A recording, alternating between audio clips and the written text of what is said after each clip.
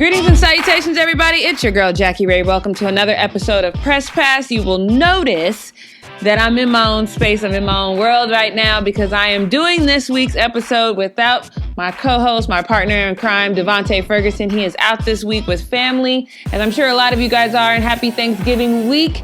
But still, thank you for joining us this week, and don't forget to follow me on all things social media at JRayTheFanatic. Now, I have a list of things that I'm going to get into. Timmy B is going to be joining me today to tell me about some fines in the NBA, so make sure you stay tuned for that.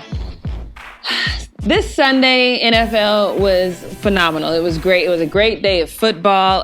My Saints, as you guys saw, barely made it out. That game was a nail biter, but I think all of us were really looking forward to, whether you love them or hate them, we were all looking forward to the Cowboys and the Patriots because we all wanted to see that number one defense in the league go up against the number one offense in the league. Dak Prescott leading the league in passing yards. So we wanted to see that all play out. And I think that for those of us who are not, we even kind of needed the Cowboys to win this game, even if we're not fans, because probably not fans of the Patriots either, but because we needed the Cowboy fandom to make sense. We needed that whole, we're going to the playoffs, we're going to the Super Bowl. We needed that narrative to make sense. And in order for that to happen, Dak Prescott needed to walk into New England and come out with a win. I'm not going to foreshadow. I'm not going to play what if. I will say this. I hate when teams have to play against the refs, and that call that came with 1 minute and 53 seconds left in the fourth quarter, that it was tripping against their center, Travis Frederick, where there was no tripping. You can play that video 90 times, and 90 times you will see that there is not tripping. That literally negated their first down and ultimately ended their final drive of the game. And I just would have loved to see that play out as it was supposed to, because if that plays out the right way, then we get to go the rest of the week, or at least until Thanksgiving, without the Cowboy fans saying, the refs blew the game for us. But with that call on the books, and you can play this both ways, because Dak Prescott and company did not score a touchdown in this game. So their little 9 points were all due to the kicker, and you can't blame the kicker for not getting one of those, because then you would have still lost by a point. So there was a lot of things that the offense just did not do, could not do. But on the flip side, the Cowboys defense did a pretty good job of holding the Patriots. They only scored 1 touchdown during that game, but ultimately, we're talking about 1 minute and 53 seconds left in the fourth quarter and not the rest of the game. So I think that if the offense that is the Cowboys could have produced prior to that, then I could give this specific call a little bit more weight. Like if it was 12-13, I could give that call a little bit more weight, but that is not the case. I don't know.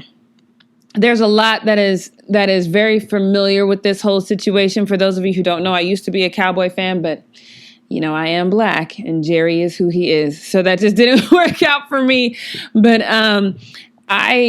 this is a familiar scene where you have this immense talent. You have Amari Cooper. Hell, Randall Cobb is getting balls knocked out of his arm and he pulling them back in. You have this immense talent in Ezekiel Elliott. And I think all of us are totally flabbergasted with the genius that is putting Kellen Moore in as the quarterback coach. And now we're seeing Dak Prescott's game elevate. I don't think any of us thought he would be accurate more than 10, 15 yards, 20 yards tops. But we're seeing that he's not only mobile now, he's accurate now. He's giving time for the plays to develop. He has these assets now in Amari Cooper and Randall Cobb and even Gallup is out there doing his thing. And don't forget the ever constant Jason Witten. There's a lot of talent on this team that 6-5 just does not make sense. But Cowboy fans, this is familiar territory. And I think that this is what the Cowboys do. They look really good against meh or okay teams, and then they get in front of these teams that are trying to win at all costs, and then all of a sudden it's like, oh, okay, well, how much talent do we really have? Immense amount of talent. I know the rumors are that Jason Garrett is probably going to leave, and I have been one of the proponents for that for the last 3 years. Jason Garrett has literally been in Dallas for 3 years too long. But this is a sense of Jerry not wanting to admit he's wrong and just wants his contract to run out. So word on the street is Jason Garrett is possibly looking at the New York Giants to be his next home. I don't know. I mean, I think that Jason Garrett would be a definite improvement to what they have now.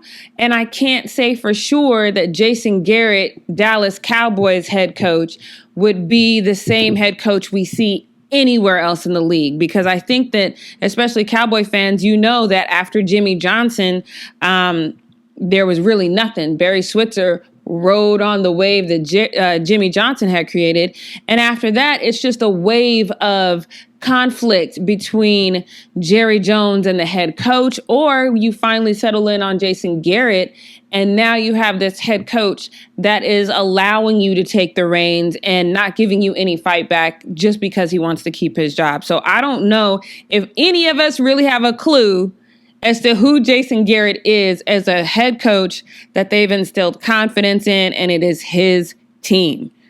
I don't know if we've seen that Jason Garrett, so I am going to give him that.